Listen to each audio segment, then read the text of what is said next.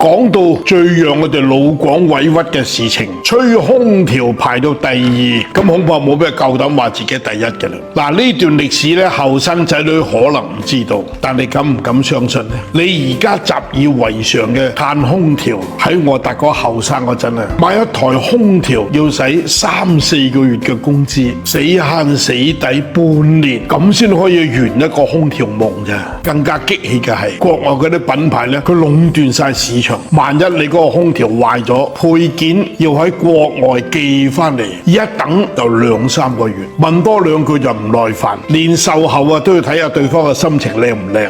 但係而家呢，全世界每5台空調有4台 Made in China， 而撐起空調行業半邊天嘅，你估邊度啊？ Made in 廣東。呢份從矮人一截到挺直嘅腰，呢種反轉，其中有一個重要原因係咩呢？我哋老廣擁有全球最完善嘅空調產業鏈，國產嘅品質比嗰啲洋貨更硬淨，但價格呢唔到佢哋嘅一半。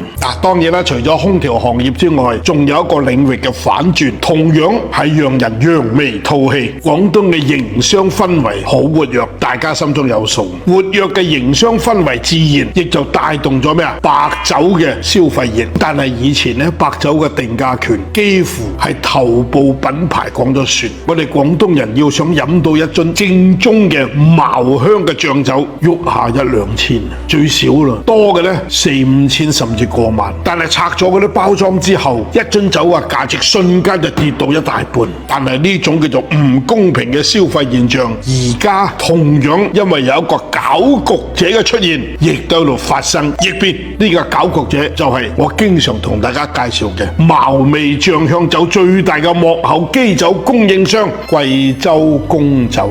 懂行嘅都知道，喺貴州北緯27.5度，手品咁大嘅醬香酒核心產區，誕生咗好多家知名嘅醬酒品牌。但係好多人唔知道嘅係，喺呢個核心產區裏邊，貴州公酒嘅生產規模獨佔咗300幾畝啊！如此大規模咁生產釀造，唔單止攤薄咗啲釀造儲存嘅啲所有成本，更加讓同行崩潰嘅係，當佢以源頭供應商嘅身份直接面對我哋消費者嗰陣，哇！將好多酒嘅品牌日價夢擠到碎晒。有時間你都可以查下，你以前使大幾百甚至上千買嘅啲酒，老實講啊，基酒話唔埋就嚟自我哋貴州公酒嘅。不過我最近聽到有好多外行嘅啲評測博主又唔服氣，咁平嘅冇可能有大幾百嗰種品質啊！甚至有人呢自己揞荷包買咗呢隻貴州公酒拎去檢喎，結果發現呢配料測序只有高粱、小麥水，